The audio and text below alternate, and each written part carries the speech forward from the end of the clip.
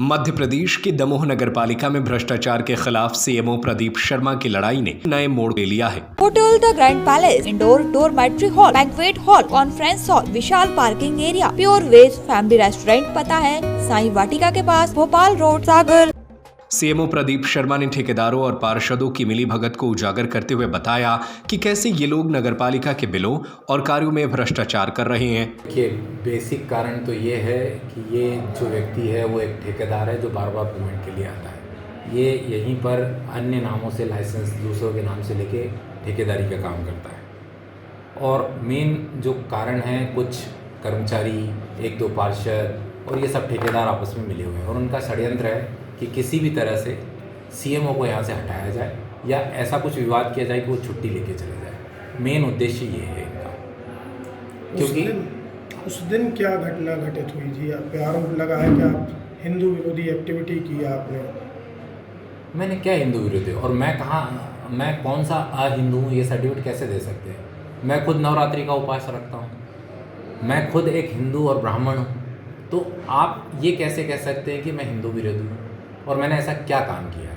मैं अपने पद की जो कैपेसिटी है उसी में काम कर रहा था और मैंने न तो कोई झंडा निकाला, न किसी का अपमान किया, केवल बातचीत करने के लिए कर्मचारी को भेजा। और यदि कहीं बातचीत भी करना गुनाह है तो फिर तो इतनी असहिष्णुता तो मुझे नहीं लगता कि हिंदू धर्म में है जहाँ बातचीत के लिए भी जगह नहीं रही हो।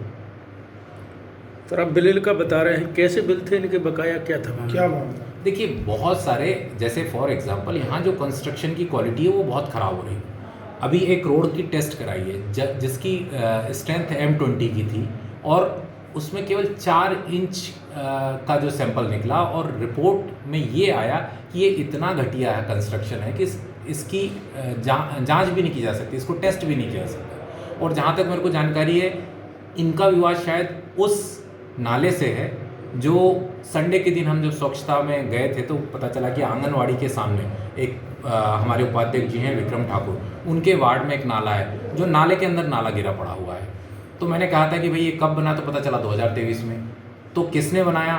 तो फिर पहली बार इनका नाम आया था कि शायद ये इन्होंने मतलब किसी और के नाम से लाइसेंस लेके ये बनाया है।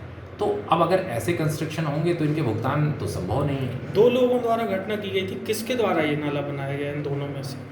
नहीं, ये पता चला कि ये जो विवेक अग्रवाल है ये दूसरों के नाम से टेंडर लेके और जो है ठेके मतलब दूसरे को लाइसेंस पे यहाँ काम करता है।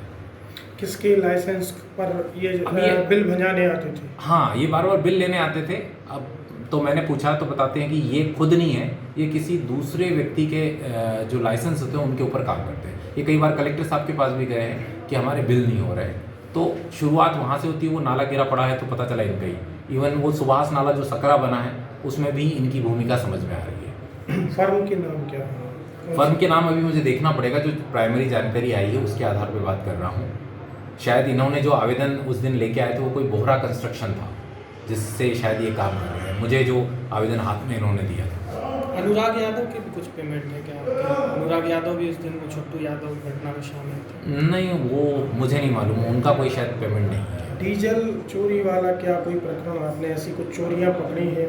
हाँ बिल्कुल, जब मैं पहली बार यहाँ पदस्थ हुआ तो 3-4 दिन बाद ही एक जब डीजल का बिल मेरे पास आया तो मैंने ये देखा कि डीजल का बिल जो है, गाड़ियाँ बहुत कम चल रही है, 16-17 गाड़ियाँ ही उस समय डोर टू डोर चल रही थी। तो एक ट्रैक्टर में GPS लगा था, जब उसको चेक किया तो मैक्सिमम उसमें डीजल की खपत 150 से 200 लीटर होनी चाहिए थी, जबकि बिल था उसमें 850 लीटर। तो इस संबंध में मैंने 2 कर्मचारियों को निलंबित भी किया था। हालांकि उन्होंने जब अपनी गलती स्वीकार कर ली तो उनको बहाल भी किया गया है, चेतावनी देकर छोड़ दिया गया है। इस मामले में सीएमओ प्रदीप शर्मा के मुंह पर ठेकेदार विवेक अग्रवाल एवं अनुराग यादव उर्फ छुट्टू द्वारा कालिख पोतने का घटनाक्रम सामने आया है।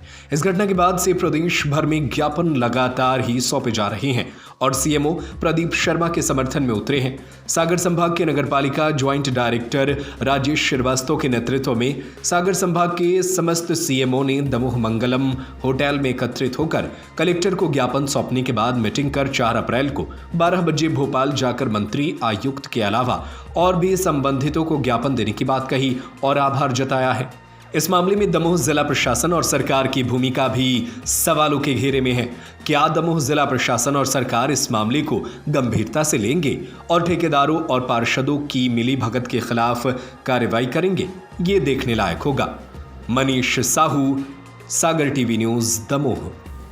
Hotel The Grand Palace, luxury deluxe room, feel the comfort, indoor dormitory hall, banquet hall, conference hall, Vishal parking area, स्वादिष्ट खाने का आनंद लीजिए प्योर वेज फैमिली रेस्टोरेंट के साथ, सीसीटीवी से सुरक्षित कैंपस। हमारा पता है hotel the grand palace, Sai Vatika के पास, भोपाल रोड, सागर, मध्य प्रदेश।